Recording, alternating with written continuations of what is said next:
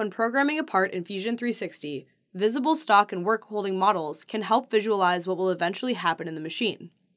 But they can also complicate CAM selections, since the stock and work-holding models can also be selected. I can long-click to open the Select Other menu, but that gets old pretty quick. Here's a quick trick to make this workflow easier. In the model workspace, right-click on the body or component that you want to make unselectable, and then choose Selectable/Unselectable in the right-click menu. In this case, I'm going to do my work-holding subassembly and my stock body. This will add a little red no symbol to the icon, and now that body or component will not be selectable.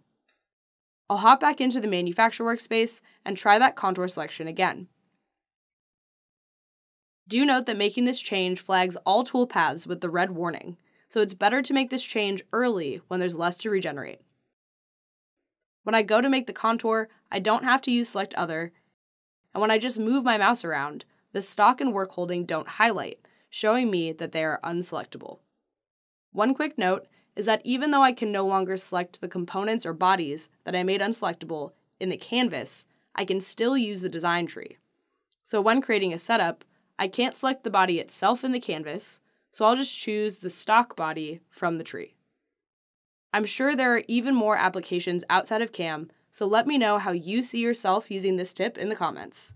Give this video a thumbs up if it was helpful, and be sure to subscribe for more Fusion 360 quick tips. Cheers!